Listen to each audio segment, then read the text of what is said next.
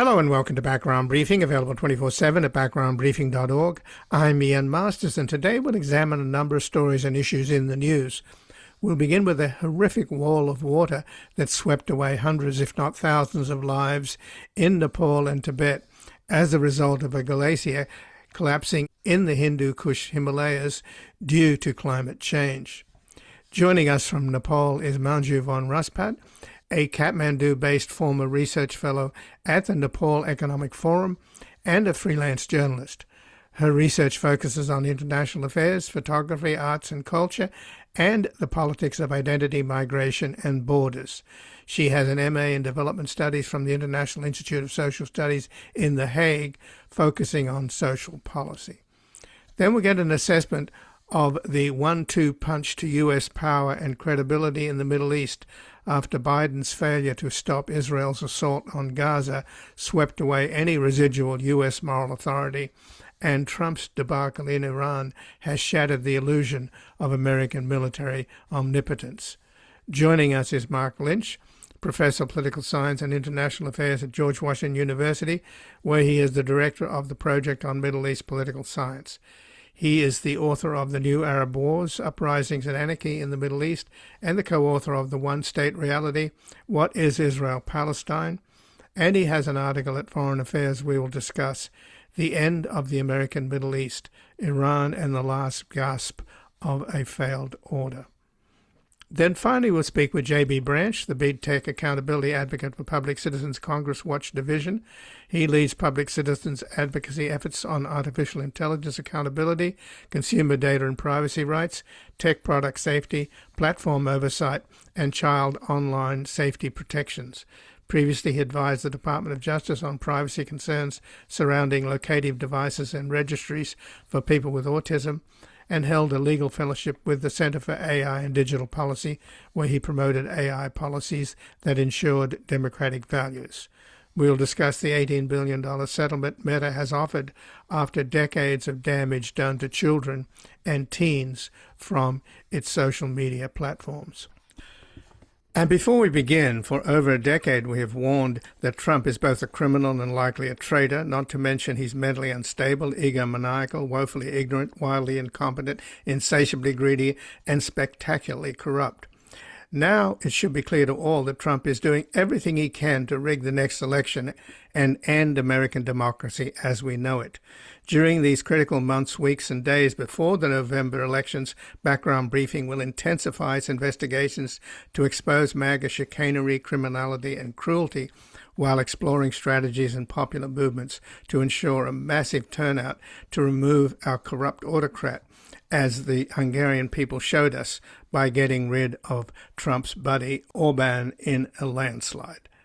To help sustain us as we increase our staff to cover this critical moment, you can make a tax-deductible donation to our nonprofit foundation, the Public Truth Media Foundation, at publictruthmedia.org or at backgroundbriefing.org/donate. And thank you. And joining us now from Kathmandu in Nepal is Manju von Rospatt, who is a Kathmandu-based former research fellow at the Nepal Economic Forum and a freelance journalist. Her research focuses on international affairs, photography, arts and culture, and the politics of identity, migration, and borders. And she has an MA in Development Studies from the International Institute of Social Studies in The Hague, focusing on social policy. Welcome to Background Briefing, Manju von Rospatt. Thank you so much for having me. Thank you. Well, thanks for joining us, and it's just extraordinary, the footage we've seen of what happened at the Tibet border checkpoint with a wall of water that looked like it was 100, 200 feet high coming down the Trishuli River. Now, so let's just get some geography going here to understand. You're in Kathmandu, Yes. and this happened to the north of you, didn't it? Yes, this happened just to the northwest, just a few hundred kilometers away. So it's not far, but it feels a world away sitting here in the city. And I take it you've seen the footage that I'm Yes, referring yeah, to, that yeah. that wall of muddy water, when it hit that border checkpoint, it looked like it was 100, 200 feet high.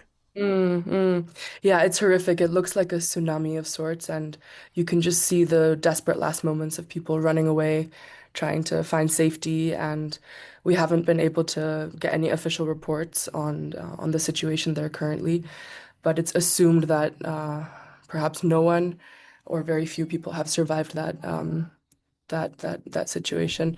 So it's been horrific to see these images. I've been glued to my phone the past 24 hours, not able to look away. And I think it's the same sentiment in throughout the city. Everyone I'm meeting is kind of in a state of shock and disbelief because it happened so nearby to where we're living. So you're downstream from where it Mhm. happened. Does the Trishuli River go through Kathmandu?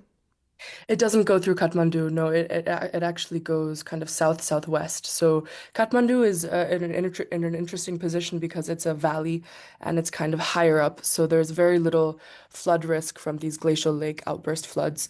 The flood risk in Kathmandu is more due to monsoon rainings, and that's a kind of more seasonal situation, which we've also been seeing. But it's completely in a different place from the flooding that we're currently hearing about. And the coverage we're getting is announcing death tolls that are Mm, ridiculously low. I don't know why they're yeah, doing that, but I guess it's just yeah, based upon the bodies that they've been able to find so far. yeah. But the assumption is that it's hundreds of times worse. Definitely. Yeah. Right now, I just was looking it up before we spoke. There's currently only around 400 people confirmed dead whose bodies they've been able to find, but we're expecting it to be in the thousands at least. And at least 800 people are officially missing. But of course, this number is going to rise, and the death toll is likely going to increase in the coming weeks as well. And just right now, I've just seen another piece of news that the Chinese authorities are have confirmed that there's a risk of another flood coming potentially in the coming hours or in the coming days. There's been another accumulation of water in a barrier lake just a bit higher from the initial bursting point. And this is going to add more pressure to the rescue operations that are happening. So there's a very high risk that this will happen again, and there's a high risk that the casualties will increase as well. So what apparently happened was a glacial collapse Mm, in the Hindu Kush Himalayas, and obviously there's a connection to climate change, that these glaciers are melting mhm. fast in the Hindu Kush Himalaya region. Yeah, yeah. Definitely. It's the Himalayas are often also called the third pole. So beyond the North and the South Pole, the Himalayas hold a lot of the kind of freshwater reserves in the world, and they're melting rapidly. And there's a lot of advocacy around this, but it's not being heard by the decision makers that need to hear this. And climate change is accelerating rapidly, and we're feeling the impacts here. And this isn't the first instance of a glacial lake outburst flood. There was another one last year, a much smaller one. It only killed 11 people in the same area, but these floods are increasing. They're increasing in scale, they're increasing in frequency, and there's a real sense that climate change is here. It's not something, distant in the future. Well, in terms of the international response, obviously this happened in China on the border, Mm, on mm, well, the Tibet border with Nepal. China's President Xi Jinping is stepping up with all kinds of search efforts and aid efforts, and so is Prime Minister mm, Narendra Modi of India. He says, I'm prepared to provide Nepal with all possible types of humanitarian assistance. The UN, of mm, course, is saying something similar. The mm, United States has promised $500,000. mm. I'm Yeah, just it's embarrassed a to tell joke. you that. It's an absolute joke. Yeah, yeah, yeah.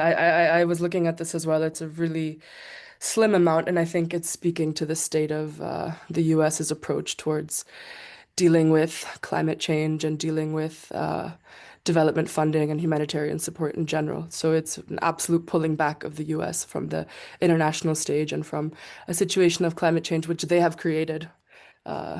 Mostly. So it's an absolute irony and hypocrisy, and I hope that it's going to be stepped up. And I have to say that beyond these institutional kind of humanitarian support, there's a lot of grassroots fundraising happening from people all over the world, including a lot of people from the US. So it's that's giving me hope. Well, Manju, I'm sure you experienced and witnessed the student rebellion against Mm. the government in Nepal. And many Mm-hmm. people Yeah. around the world, and particularly here in the United States, where the youth vote, which is trending democratic socialist, has got a lot of attention. Tell me about what recently happened there in Nepal with. Yeah, yeah. So that was a few months back. Actually, that was a year back now. Time flies. Um, that happened in September. It was kind of triggered because of the government banning key social media platforms, because there was an effort to have these social media platforms, Meta, well, yeah, mostly Meta, TikTok, these other agencies have themselves registered in the country, and they're having issues with that. So the government decided to ban these social media platforms. And that was kind of just the last straw for people. People were already really frustrated with the government. There's been a history of overt corruption in this government and past governments, and so this decision was kind of seen not as a move to regulate, multinational corporations and kind of create that, but more it was seen as a way to stop free speech amongst young people who were discussing on social media and calling out corrupt politicians and calling out their children as well. They're called nepo babies. So there were a lot of social media posts circulating, in the months before the protests and the revolution happened. People calling out corruption blatantly, calling it for what it is. And so the move to ban social media was seen as an act of censorship. And that really led to this final spark. And people organized rapidly, just in a matter of days, and staged a protest, which was supposed to be very peaceful. It was supposed to be just, a march. And it started out peaceful and people were singing. And it's mostly young people, school children, teenagers, college students. And then the police escalated the situation. They killed several young people, some of them in uniform, in broad daylight. And and then the next day, all hell broke loose, basically, and people stormed the parliament. People stormed government buildings.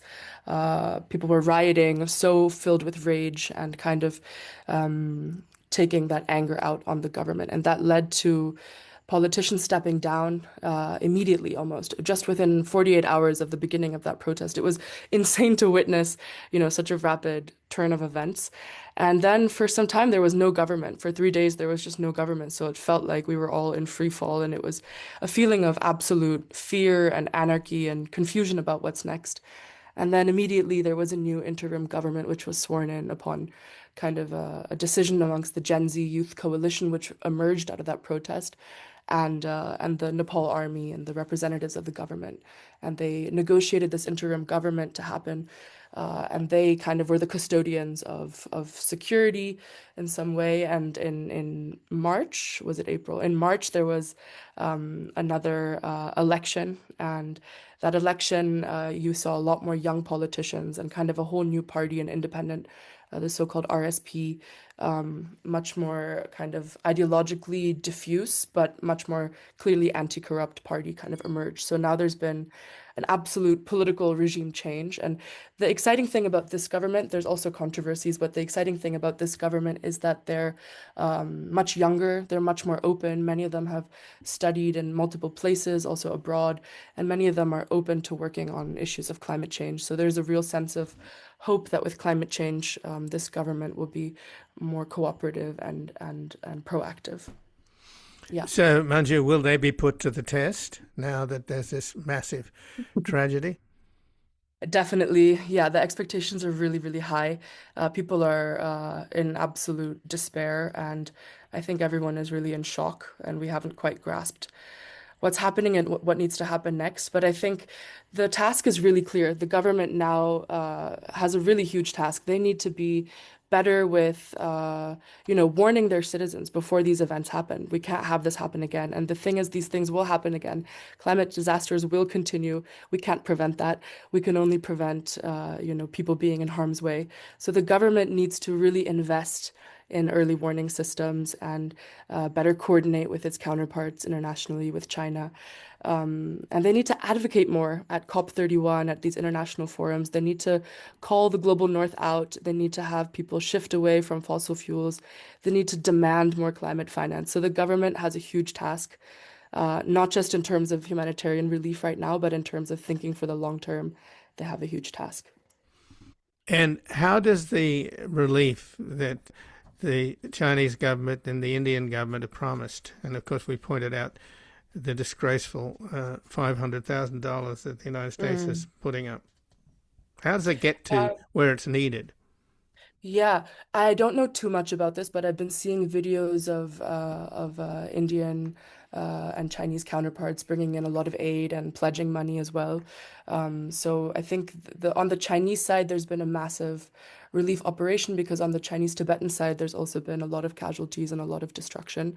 So I think they've been quite efficient on that side and also in donating to Nepal. And I think on the Indian side as well, they were quick to step in and to provide that aid. But I think what's interesting is that Nepal has decided to not allow foreign governments to conduct their own search and rescue operations in the country.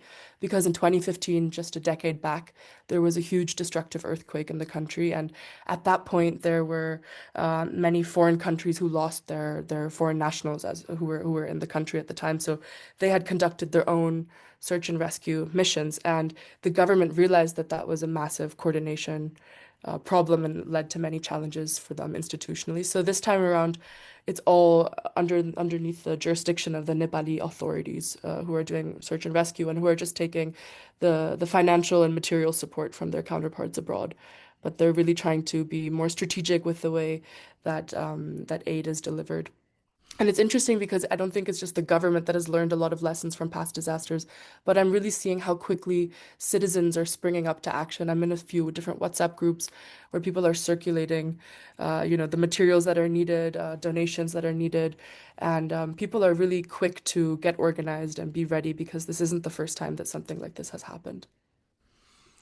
And in terms of the religious freedom, Mm, is because you got essentially the where this happened in Tibet, on the Tibet Nepal border. This is largely Buddhist territory, right? mm, And you've got a yeah. Hindu nationalist in India, in Mm, Modi, and you've got this sort of violently secular Chinese government that represses any form of religion that's not Communist Party dogma.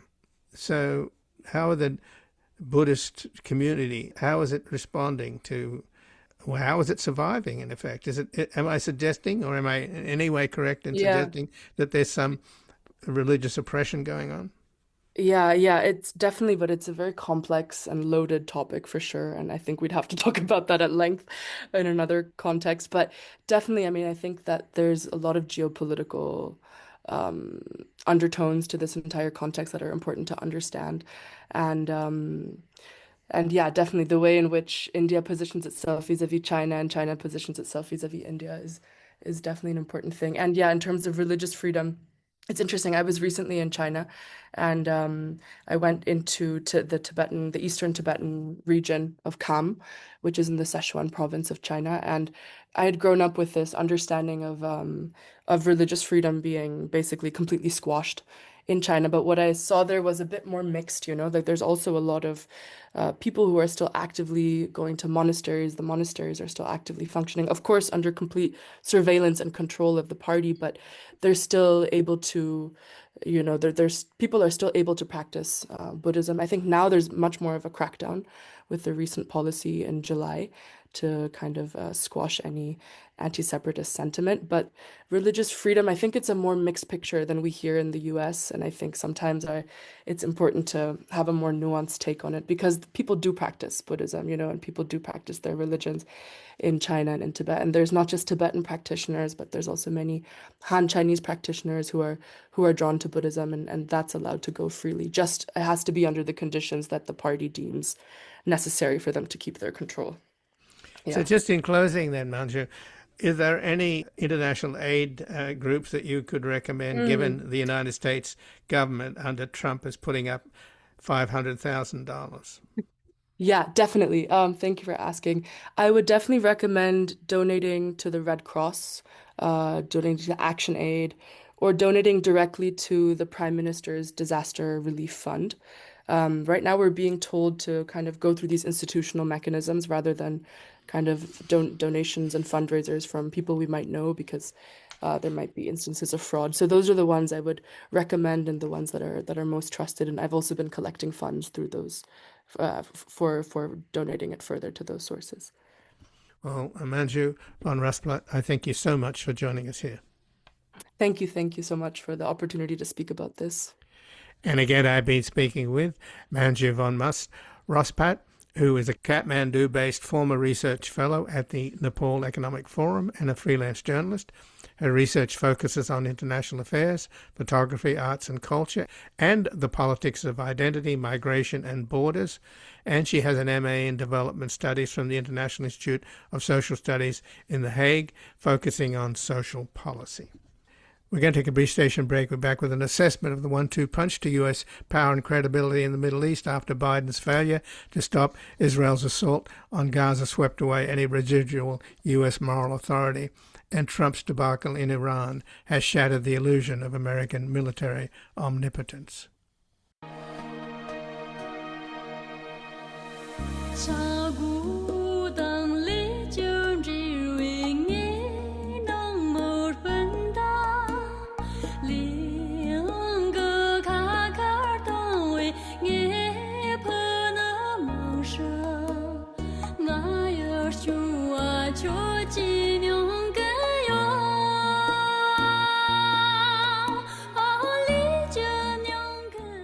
Welcome back. I'm Ian Masters, and this is Background Briefing, available 24/7 at backgroundbriefing.org. And joining us now is Marc Lynch, Professor of Political Science and International Affairs at George Washington University, where he is the Director of the Project on Middle East Political Science and the Co-Director of the Program on African Social Research.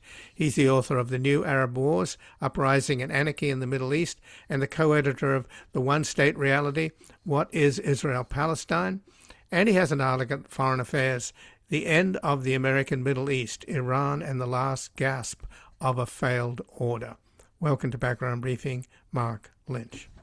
Thank you so much for having me.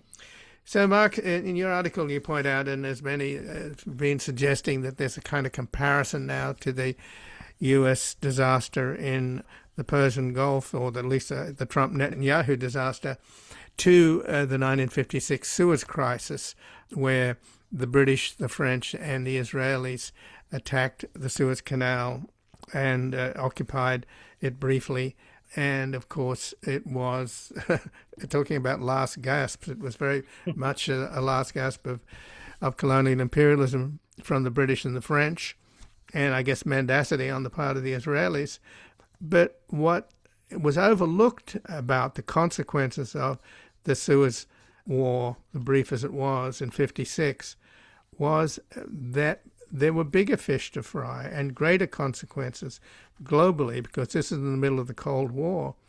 And what happened was that I spoke some time back to Arthur Macy Cox, who was the CIA station chief in Budapest in 1956, and he was negotiating with his counterpart, the KGB resident at the time, who was none other than Yuri Andropov, who later became the head of the Soviet Union.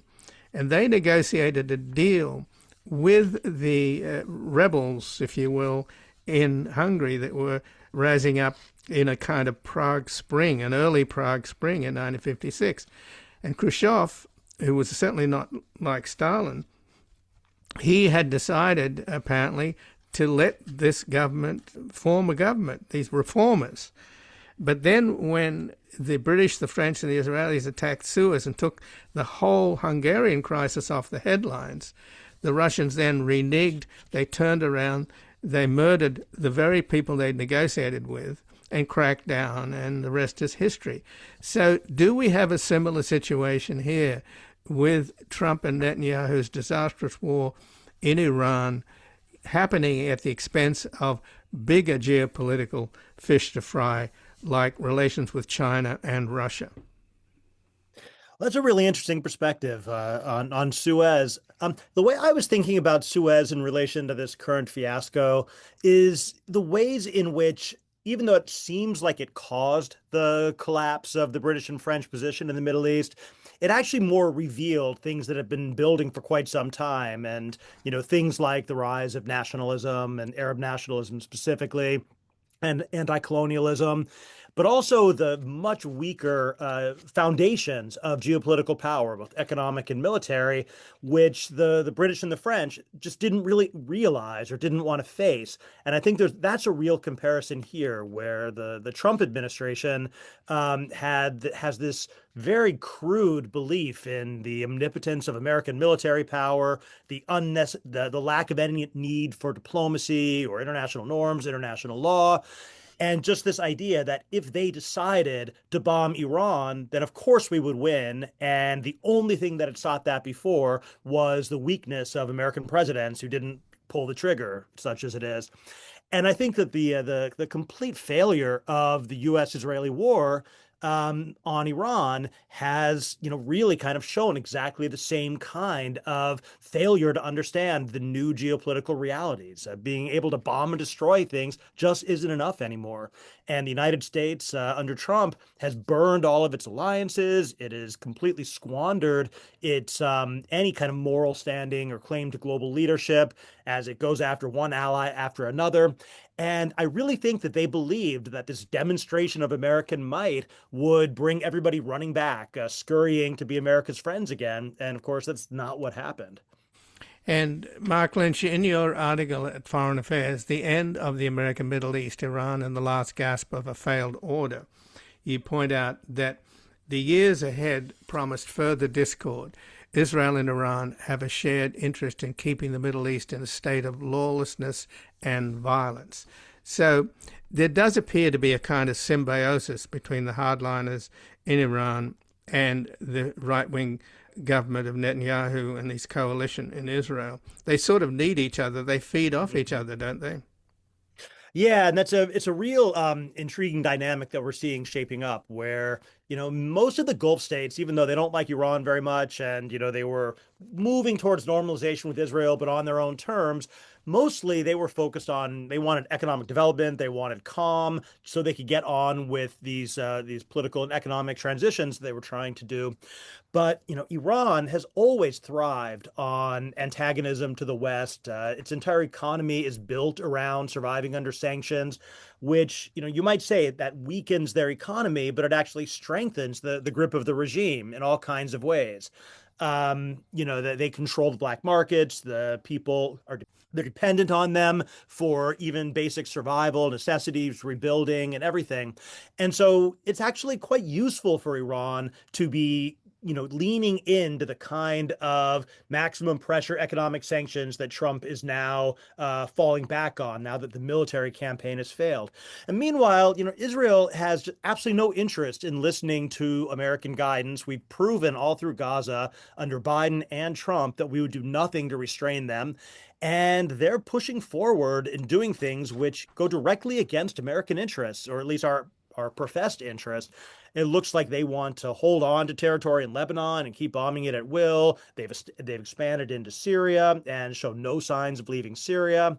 And they've also been quite happy to sit back during this latest round of the war with Iran and let the U.S. do all the work after they started it. So from their point of view, they are quite happy with this chaotic Middle East where they can use their military power to expand, where there's no diplomacy forcing them to restrain themselves. And they're going to continue with these kinds of provocations.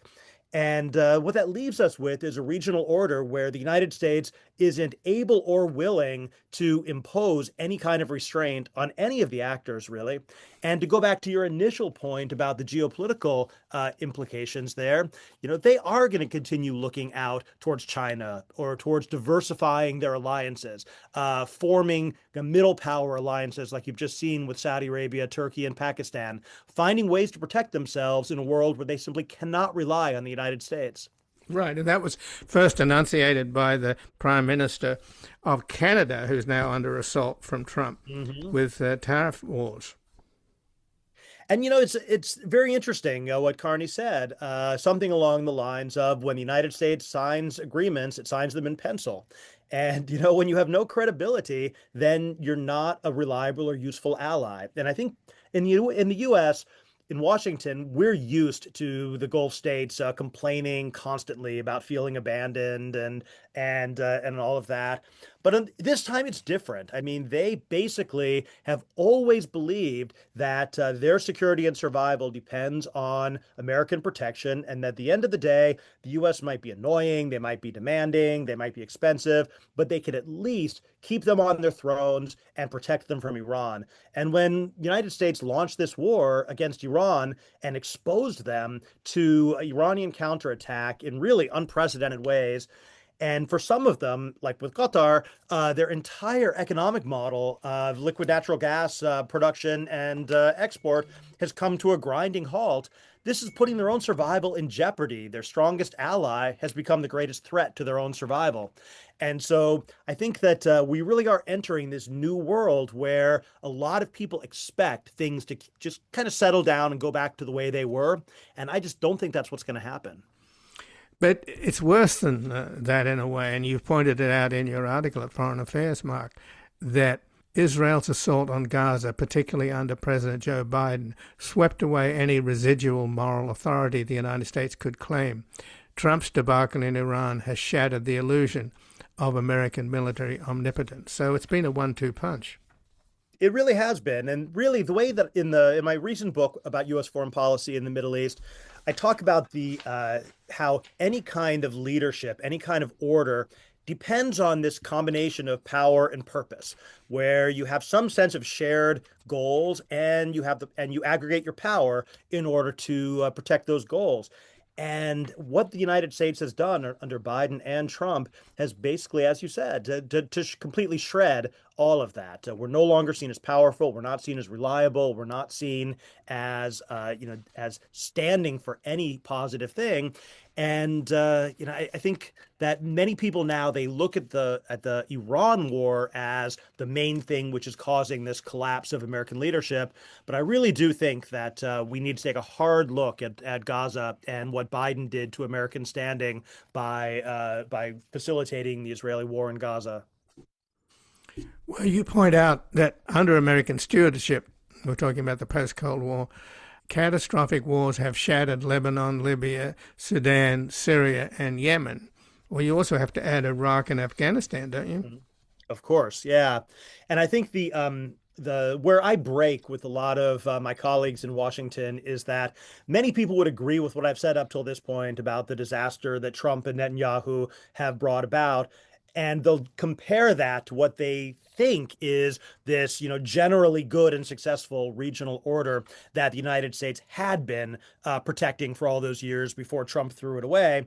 I look back, I've been working in this region for a long time now, and yes, the U.S. has achieved its primary goals. It keeps Israel safe. It kept the oil flowing. But the cost to the region has been tremendous, and anybody who looks at the state of regional politics, the economies, the dictatorships, all of these shattered states, wars, refugees, and the like, it's just really hard for me to look at that and say, yeah, this was a really good regional order that the United States created, and now suddenly it somehow failed. I think this is something which is more revealing all of the inequities and all of the limitations of the American conception of the region. In the article, I call this the inherent vice of American leadership in the Middle East, and I think that's what is manifesting now. Well, but since George W. Bush, the U.S. has sunk at least $8 trillion in these losing wars, in which something like 15,000 American soldiers have died. Several times more are injured. About 1 million Iraqis died, and something like 38 million people have been displaced.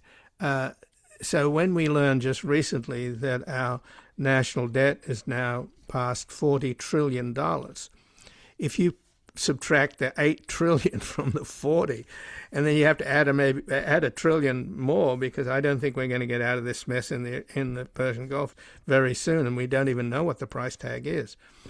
I mean, you can see the point I'm making, surely, Marc, in terms of the deficit, right? We might as well dug a hole in the deserts of the Middle East and just buried at least $8 trillion. If we had done that, the region would probably be better off if we hadn't invaded Iraq and we hadn't gone to war with Iran. If we had just shoveled $8 trillion into a fire pit, I think the whole world would be better off. No question about that. But there's this weird thing in Washington where, people talk about the national debt, they talk about, balancing the budget and all of that, but wars are somehow free. It's like, there's never enough money for healthcare. There's never enough money to pay teachers, but there's always money for another war. And I don't think that's likely to change. Well, my understanding is if you watch closely what the IRGC is saying, they're the people that are running Iran, and we don't even know whether the supreme leader is alive, and there's a good chance that he's not.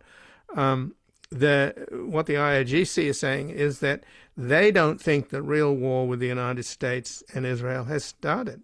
They think what's happened so far has been a rehearsal.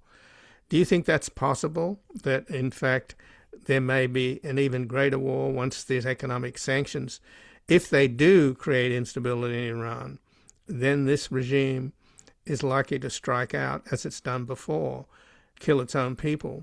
So it seems to me that there's a real possibility that the worst is yet to come.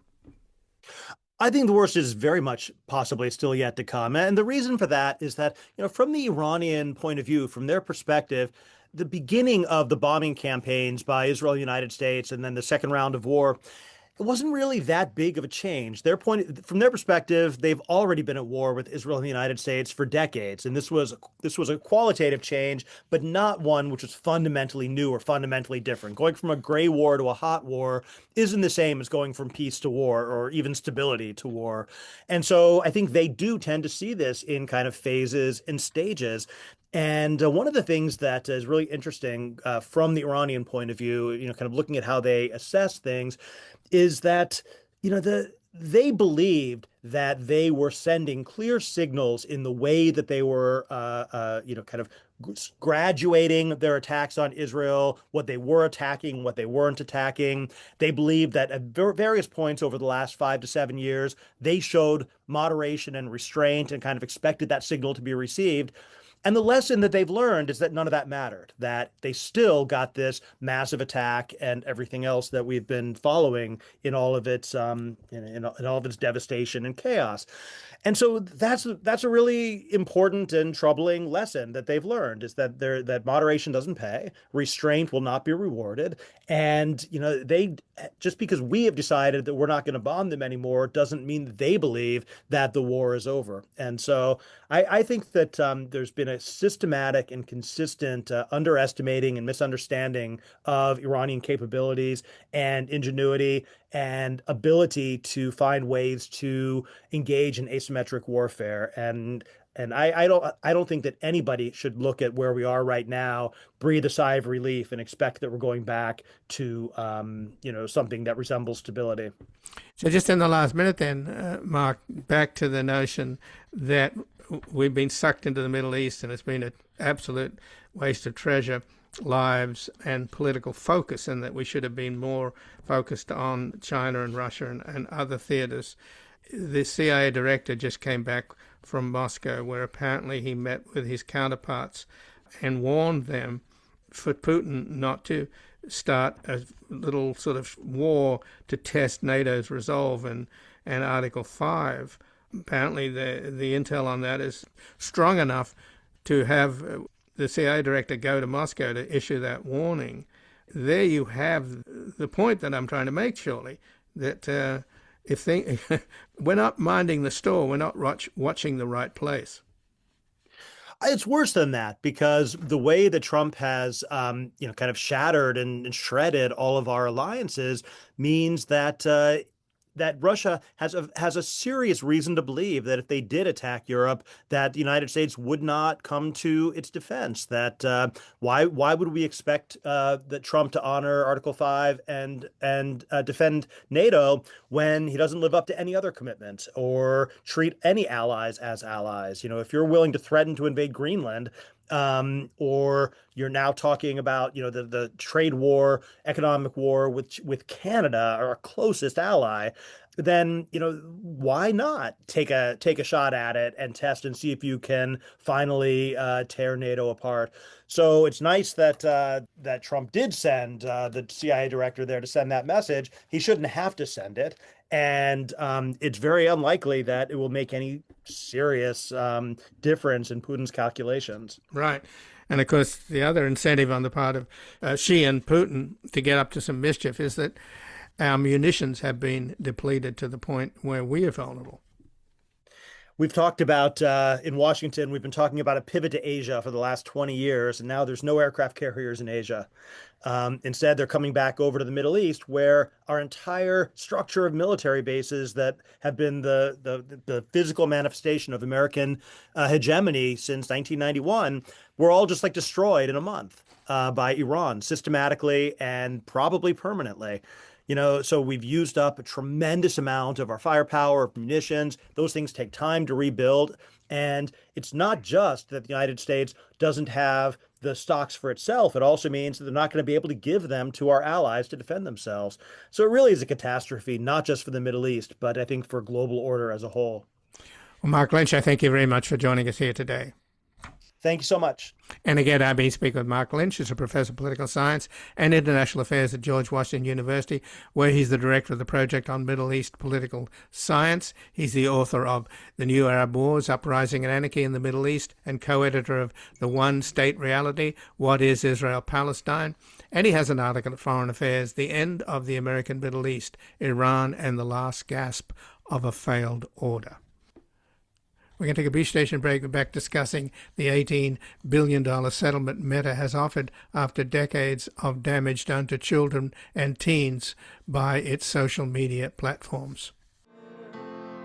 The newborn in the hammock rocks below a bolted sky that unlocks for the departing of the flocks from the shadow of an empire.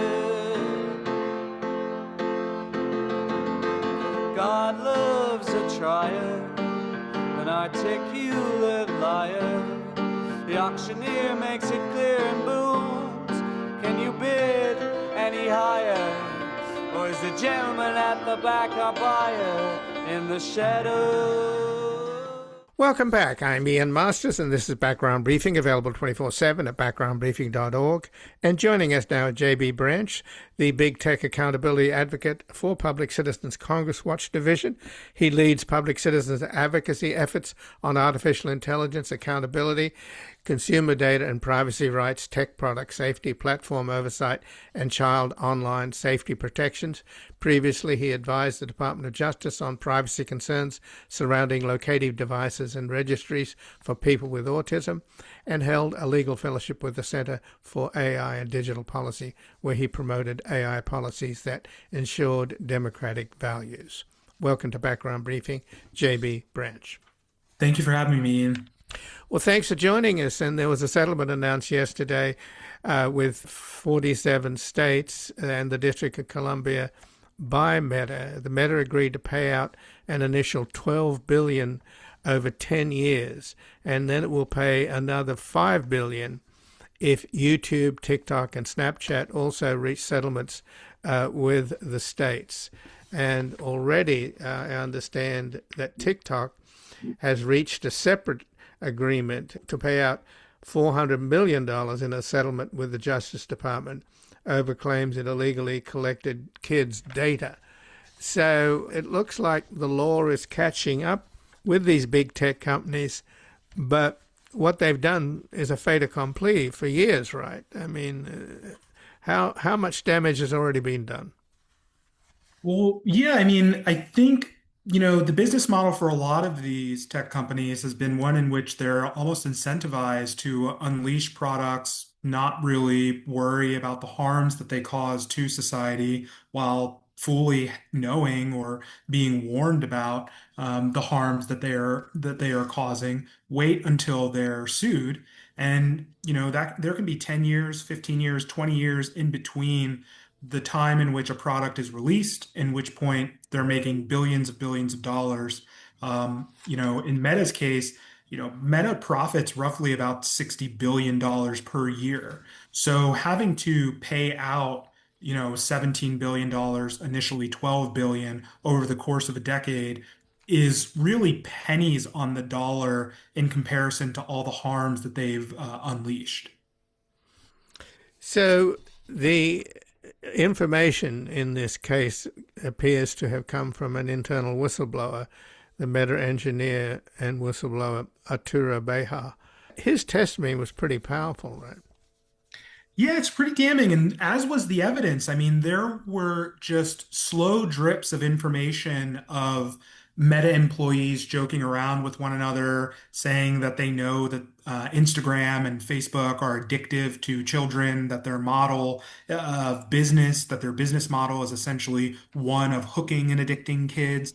Uh, and that's why a lot of folks are sort of referring to this as a big tech's big tobacco moment, where, in the 90s, the tobacco industry was sort of shamed, and you saw all these executives laughing at, the fact that their product was addictive. For years, these big tech companies have insisted that their products were safe. They've insisted that they couldn't pursue some of the safety mechanisms that they're now being required to do. And, they could have done it the entire time. But again, the way that their business model sort of functions is that they unleash products out there, kids and people get hurt.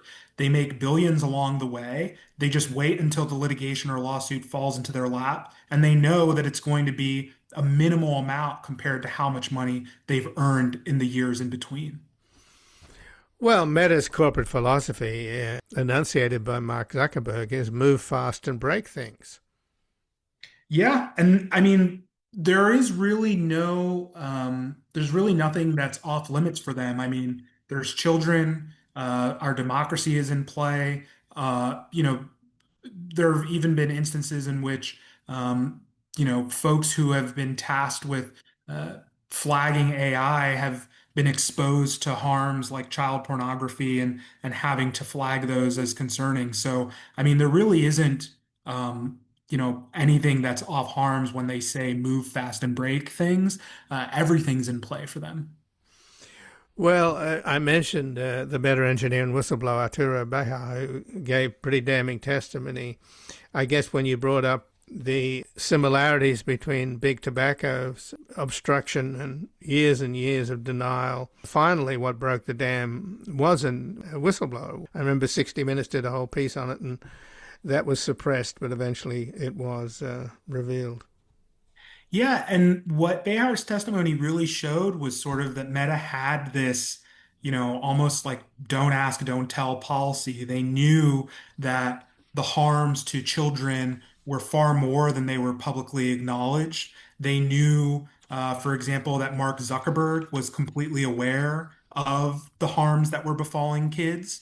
And instead, he even testified before Congress and, made these false commitments that they were going to help young people and that they were trying to provide, as much of a safe environment online. But all of the evidence, that trickled out, the documents, as well as Arturo Bejar's testimony, showed that this was all false, that this was not real. And really, what was motivating Meta, Facebook, Instagram was a model that's really focused on user engagement, user addiction, and just focusing on that to build this culture of addiction for teens who would just keep coming back to social media. Well, at the courthouse in Oakland yesterday, there was a woman, Olivia Konar, who was holding up a banner with the names of young people who had died as a result of the poisoning and the toxic nature of social media platforms like Facebook and Instagram that Zuckerberg owns and Meta owns. Her sister, Coco Konar, died in 2022 at the age of 17. I take it that this settlement doesn't cover her lawsuit, and what do you know about her lawsuit and its chances of impacting Zuckerberg's Meta? Well, so this settlement was a settlement with the states. there were a variety of states that pursued litigation against Meta, and so it's agreement with the states, state attorney generals to, pursue a variety of safety mechanisms as well as these sort of funding pools to provide supports and help for people who've been harmed from social media. Other individuals have pursued civil lawsuits against Meta as well. And to sort of like put that in perspective, there were several individuals who pursued lawsuits in California that resulted in about a $3 to $4 million settlement against Meta. So there are still plenty of civil liabilities out there against Meta. Part of the reason why Meta decided to settle is because they started doing the math and they started seeing some of the trial outcomes, and Meta was losing these trials at civil court, and they were actually exposed over $1 trillion of potential liability damage. And so as they started seeing the company lose cases at the civil stage, they came to sort of a calculation like, hey, we need to cut a deal. And, $17 billion in comparison to $1 trillion is a huge discount of savings when you think about it. So this is all a risk calculus that Meta makes. Those civil liabilities, those civil cases for individual plaintiffs are still out there. So how did this settlement relate to the case brought by the Attorney General of New Mexico? Yeah, so that's the interesting thing. There were some states that decided to go it alone. New Mexico is one of those states that decided to go it alone, and they had their own separate lawsuit. One of the attorney generals from Florida actually decided not to sign on to this settlement agreement because the Attorney General of Florida felt that this was pennies on the dollar in comparison to the harms that Meta, actually, you know, did or proliferated to these kids. All of these state attorney generals need to make sort of a calculus and a decision of whether or not this is the most money that they can get or whether they feel they could get more money in an individual lawsuit. And in some instances, it turns that these attorney generals felt that it was better for them to enter into the settlement agreement. But again, I would agree with those attorney generals who say that, this was pennies on the dollar in comparison to the harms that Meta actually unleashed. But it seems like this lawsuit that was just settled yesterday with 47 states has opened a Pandora's box, because apparently there's huge troves, thousands of documents that came out in discovery. And researchers and lawmakers are only just now beginning to go through these documents. So is there more shoes to drop? There very well could be. I mean, Meta has had to enter into settlement agreements with the Federal Trade Commission in the past. Once people start getting a hold of these documents and reading through them, they could find that Meta was in violation of some of those FTC settlement agreements. There's other jurisdictions around the world that could be looking at this for a potential lawsuit. The federal government itself, if the Trump administration and acting attorney general wanted to pursue litigation, that could be done. As well as the civil litigants, all of this information is now public record. And another thing that really needs to happen is Mark Zuckerberg needs to be dragged into Congress and explain to the American people in public, why he lied when he knew all of these harms were occurring. Meta has a long history of being deceitful, of unleashing these harms. And again, I mean, the history shows, their fact pattern shows that they feel they can get away with it for multiple years, so they do, and they feel that they'll end up settling on pennies on the dollar. So in terms of the settlement, where Meta's agreed to pay out an initial $12 billion over 10 years, and then it will pay out another $5 billion if YouTube, TikTok, and Snapchat also reach settlements with the states. What's the situation vis-a-vis the likelihood of that happening? So there are other, as you mentioned, Snapchat, TikTok, YouTube, they're all facing similar litigation, similar lawsuits across the country. And it's going to be, dependent on some of these social media companies entering into these contractual agreements, these settlements, if they do decide to settle. I think the sort of calculus that these state attorney generals were making was that this looks so bad for Meta, they're going to be shamed. Snapchat, TikTok, and YouTube are probably going to see this. They don't want to have their dirty laundry sort of aired out. So they'll hopefully settle, and all of these companies will fall under similar agreements. To me, I think that is a bit wishful thinking. If you already have Meta entering into a settlement, why don't you just affirm and make sure that these agreements are just permanent? The fact that they can expire in 5 years, I think is really ridiculous because it puts the onus on the state legislatures or even Congress to try to come to an agreement and pass some laws around these safety designs. And so far, Congress and a variety of state legislatures have not passed safety designs.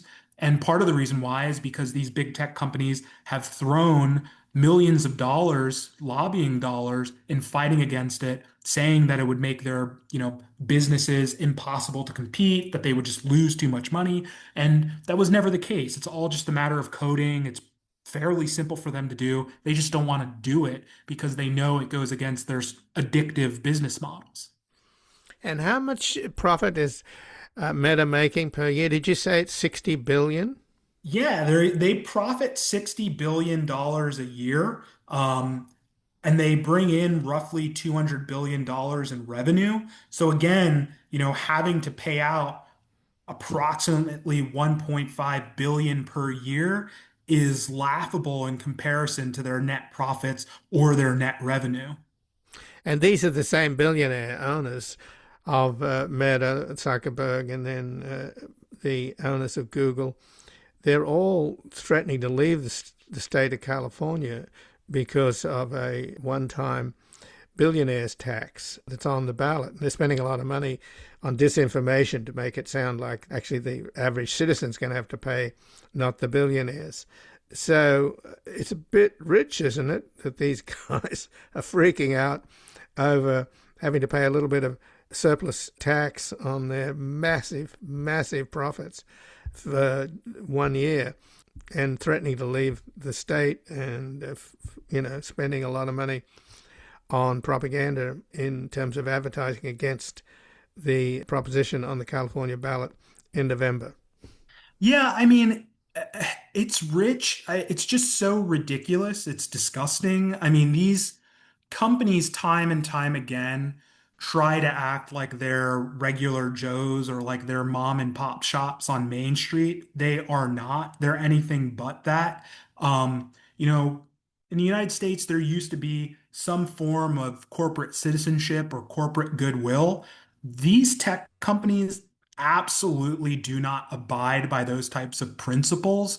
They kind of really function on a business model that is focused on sort of dominating society. That's dominating our politics, dominating our environment with data centers, capturing as much data as they possibly can. And then, you know what? Once they have the data, turning it around and selling it, even sometimes to our own government to surveil us. So they're not good corporate actors. Folks need to think, not once or twice, but probably three times whenever they hear a quote from these folks, because they're not operating under, any sort of belief that what they're doing is good for society at whole.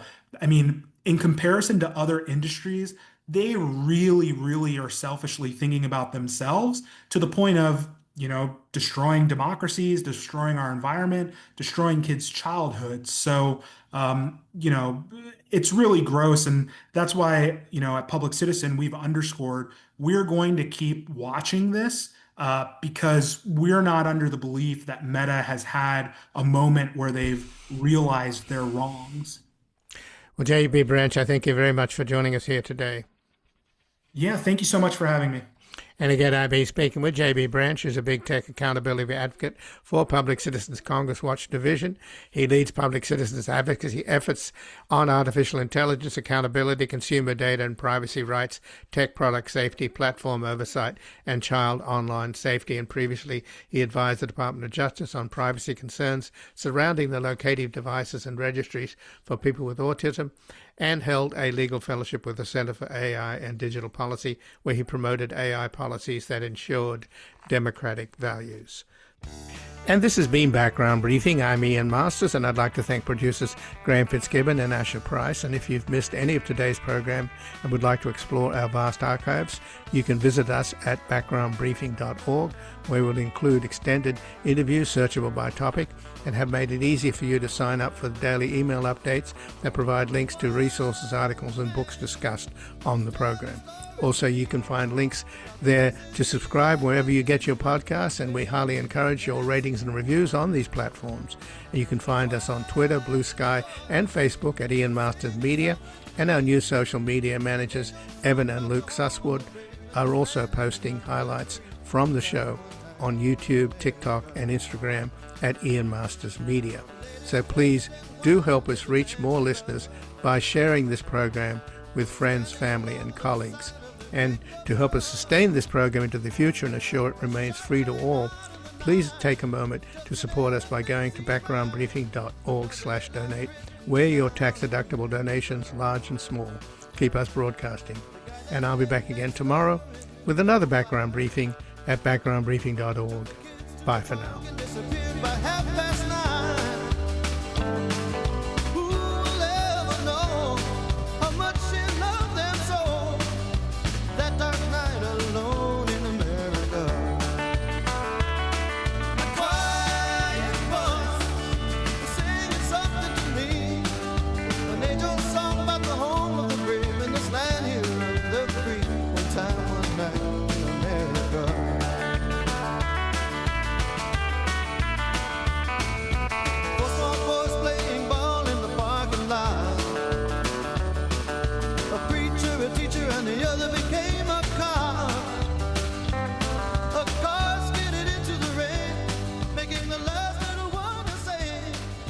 One more life.